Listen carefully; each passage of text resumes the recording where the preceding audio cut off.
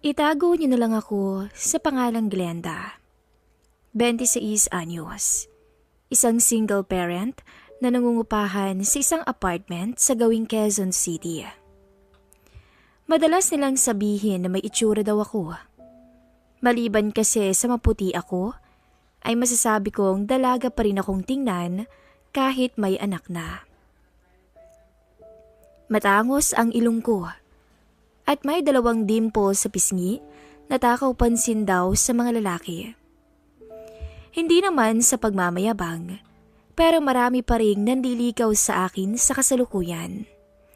Ngunit sa dinami-dami ng mga lalaking nagtatangka sa akin, ay hindi ko alam kung bakit sa isang matandang janitor pa ako bumagsak at hindi sinasadyang maibigay ang aking sarili. Uy, nandito na ho pala kayo madam. Mukhang blooming tayo ngayon ah.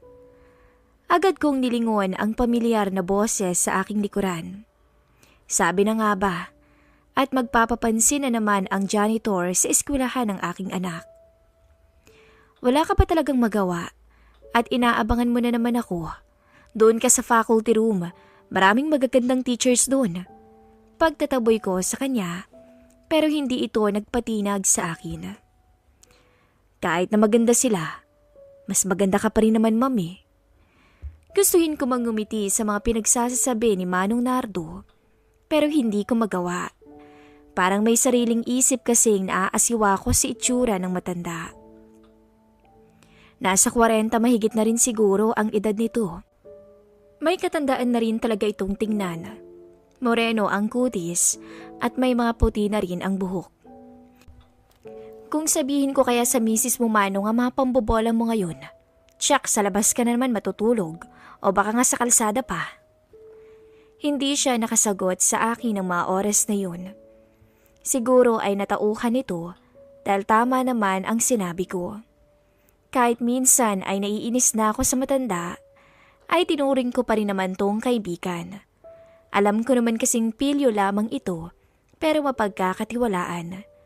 Isa pa ay sa kanya ko nga pinagkakatiwala ang anak ko sa tuwing pumupunta ako ng syudad para asikasuhin ang mga papeles na kinakailangan para sa payout naming mga solo parents. Si Ma'am Glenda naman talaga hindi na mabiro. Alam ko namang hanggang ngayon ay may allergy ka pa rin sa mga lalaki. Biro pa ulit ng matanda. Totoo naman kasing may namuo akong takot sa mga lalaki. Dahil na rin siguro sa mapait at masalimuot na karanasan ko mula dito. Pero kahit hindi kami kinilalang pamilya ng tatay ng aking anak, ay nagsumikap naman akong maibigay sa kanya ang maayos at masayang buhay na pinapangarap ko para dito. Oo, minsan tinatanong ng bata sa akin kung sino raw ang tatay niya dahil madalas siyang asarin sa eskwelahan. Pero sinasabi ko na lamang dito na hindi na babalik ang tatay niya dahil matagal na itong nasa heaven. Ayoko kasing masaktan siya kapag sinabi kong tinalikuran kami nito para sumama sa ibang babae. Masyado kasing mapait ang naranasan ko mula sa dati kong live-in partner. Dahil binuhos ko lang naman ang lahat sa kanya. Hindi pa man tumutungtong ng 1 taong gulang ang anak namin nang sinabi nitong gusto niyang mag-abroad para sa ikagaganda ng buhay ng aming pamilya. Kung kaya't pumayag na rin ako. Kahit mahirap, ay sinuportahan ko ito sa abot ng aking makakaya dahil nangako siyang babalik matapos ang 2 taong kontrata. Magkasama naming binuo ang pangarap na mabigyan ng magandang kinabukasan ang pamilya namin. Pero hindi ko akalaing ganun kabilis niyang makakalimutan ang binitawan nitong mga pangako sa harap namin ng mga magulang ko para lamang sa babaeng nakilala nito sa trabaho. Kung alam ko lang noon na ganun ang mangyayari, hindi ko na sana pinakailaman pa ang maternity benefits na dapat ay nakalaan sa pangangailangan ng bata. Pero sabi nga nila, walang pinipiling oras ang mga pagsubok sa buhay. At nataon namang dumating ang sa akin ng mga panahong wala akong trabaho dahil mas pinili kong asikasuhin muna ang aming anak. Halos wala akong mukhang maiharap sa mga kamag-anak ko. Nang mabilis na kumalat ang balita tungkol sa kalokohan na ginawa nito. Kasalanan ko rin naman kung bakit. Dahil nakiusap ako sa kanilang lahat na tulungan kami hanggang sa makarating ito ng South Korea. Pero sa huli ay pinahiya lamang ako nito dahil kitang-kita ng lahat na walang ibang laman ang social media account niya kung hindi mga masasaya at sweet pictures nila ng babaeng kinakasama niya sa abroad.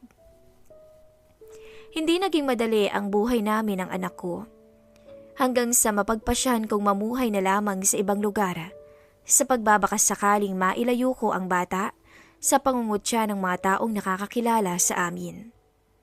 Hindi ko na rin ninais pa na mag-asawa ulit at mas itinuon na lang ang pansin sa anak ko. Pero habang nagkakaedad ang bata, ay mas lalo itong nagkakaroon ng interes na malaman at magkaroon ng tatay. Nay, family day na po namin sa susunod na linggo eh. Ano pong dadalhin nating pagkain? Kailangan daw kasi mayroon. Kung wala naman, pwedeng contribution na lang daw para sa soft drinks ang ibigay. Sabi nito matapos nitong gawin ang kanyang assignment. Mango float na lang kaya nak, total paborito mo naman yun. Siya nga pala, hindi ba sasama ang loob mo na pupunta na naman tayo ng family day na wala ang tatay mo? Minabuti ko nang tanungin siya habang maaga pa dahil ayokong makita na naman itong naluluha habang pinagmamasdan ang mga kumpleto at masayang pamilyang pupunta. Ang hirap kasi na makita mong naiinggit ang anak mo sa ibang mga bata dahil mayroon silang bagay na kahit kailan ay hindi ko maaaring maibigay sa aking anak. Duwag nga ako kung ituturing at tanggap ko naman yun dahil sa takot kong sumubok muli sa isang relasyon.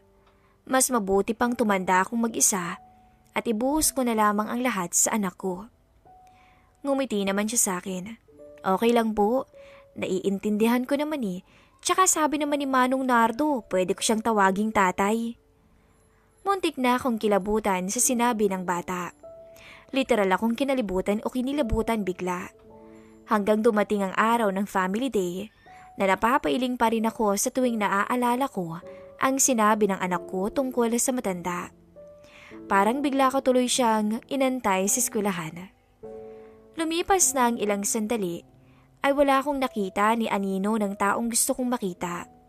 Bala ko pa naman sanang pagtripan din ang matandang janitor. Siguro'y naging busy ito sa trabaho dahil na rin sa dami ng taong pumunta sa naturang event. Gayunpaman, masaya akong makitang natutuwa naman ang anak ko kahit sabihing sa tinagal ng panahon ay ako lamang ang dumadalo sa kanyang family day. Ganon din kaming mga magulang na maliban sa kwentuhan ay naisipan na ring sabayan ng konting inuman para mas gumanda ang takbo ng usapan hanggang hapon. Pero habang iniinom ko ang pangatlong bote ng light beer, ay agad akong napalingon nang may biglang tumabi sa akin. Hi ma'am, beer ba yan? Hindi ako agad nakapag-react sa sinabi nito dahil pansin kong medyo tumama o tumatama na rin ang nainom kong alak. Kaninang umaga ko pa balak biruin ang matandang janitor dahil sa sinabi nito sa anak ko na pwede siyang tawagin itong tatay. Hello tay, long time no see. Sinadya kong hinaan at lambingan ang boses ko habang nakangiti ng nakakaloko sa kanya. Tila nagulat naman to sa sinabi ko na para bang hindi magets ang aking biro. Tinawag mo akong tay? Sabi niya sabay turo sa sarili. Muntik niya nang maagaw ang pansin ng mga magulang na nakapalibot sa amin kung kaya naman sinenyasan ko itong hinaan ng kaunti ang boses niya. Natatawa kong nilapit ang sarili ko dito na kinagulat niya naman lalo. Bakit, ayaw mo ba? Pinadingkitan ko siya ng mga mata, dahilan para mapaiwas siya ng tingin sa akin. Hindi ba, sinabi mo sa anak kong tawagin kang tatay? Agad itong napakamot sa ulo niya, tsaka mahinang natawa. Sorry kung ganun Glenda, binibiro ko lang naman siya nun eh. Sabay tawa. Pero wag mong sabihin galit ka na niyan. May dapat ba akong ikagalit? Wala naman siguro. Hindi ko alam kung anong mayroon kay Mang Nardo sa araw na ito. Pero feeling ko, tumitiklop siya sa mga sinasabi ko. Ibang-iba siya ngayon sa lalaking kaasaran ko sa tuwing hinahatid ko ang estudyante ko. Sinusubukan ko pa tong kausapin pero hindi naman umiimik. Okay ka lang ba, Manong? Tanong ko. Tumingin siya sa akin tsaka napayuko na lang. Hindi, ikaw kasi, biniring mo ako ng ganun. Nawala tuloy ako sa sarili ko. Alam mo namang ang lakas ng dating mo sa akin. Gusto kong matawa sa sinabi nito pero hindi ko magawa dahil wala naman halong kalokohan ang pagkakasabi ni Mang Nardo. Seryosong seryoso siya habang nagsasalita na para bang gusto talaga nitong sabihin sa akin ang dahilan kung bakit bigla siyang natahimik kanina. Nanatili naman siyang nakatingin sa akin kung kaya naramdaman kong parang may kakaiba kung paano niya ako tignan. Hindi ko alam kung dala na rin ba to sa tama ng alak na nainom ko o ano. Matapos akong lapitan ng anak ko para humingi ng perang pambili ng milk tea, ay hindi ko inasahang mag-uumpisa na rin ang kwentuhan naming dalawa ng matanda. Sabihin mang niloloko pa rin to ng iba, pero nagbabago naman ang mood nito sa tuwing kausap ako. Hanggang sa naramdaman kong lumalim ang usapan at para bang may alab na ring dumadaloy sa pagitan naming dalawa. Seryosong usapan, Glenda. Gusto mo bang subukan ulit? Bulong niya sa akin nang mapansing nakikiramdam na lamang ako sa nagiging takbo ng usapan. Lihim kasi itong nakayakap sa bewang ko, lalo't kaunti na lang ang tao sa paligid namin. Ang naging sagot ko sa kanya ang dahilan kung bakit nagawa naming pumuslit papalayo. Wala naman sigurong masama. Kung isang beses lang, Manong, di ba?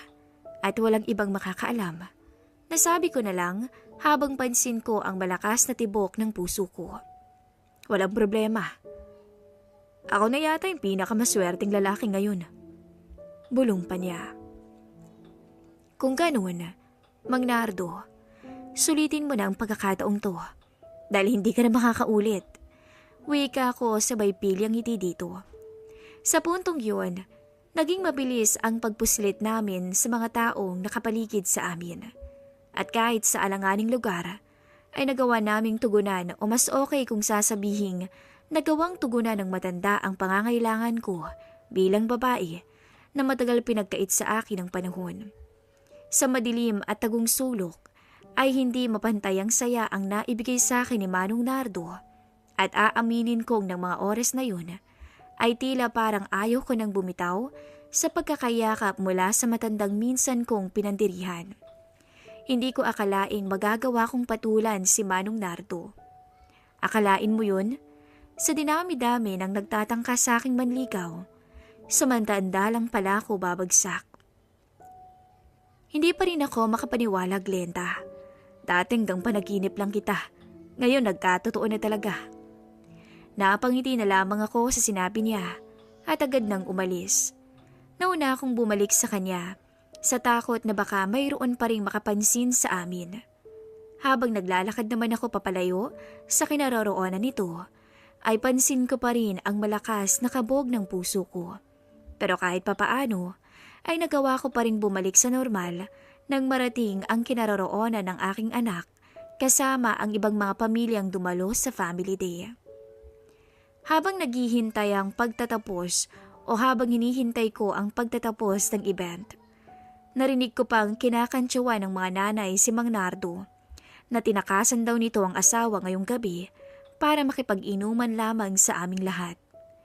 Kung kanina tatahitahimik ito, ngayon ay nagagawa niya ng makipagtawanan ulit hanggang sa hindi sinasadyang magtama ang mga mata naming dalawa. Ngumiti siya sa akin pero mabilis ko naman tong inismidan. Sabay baling ng paningin sa fireworks display na kakaumpisa pa lamang. Kung alam lang sana nilang lahat na may nauna ng fireworks bago ang final events na iyon, natatawang bulong ko sa sarili ko.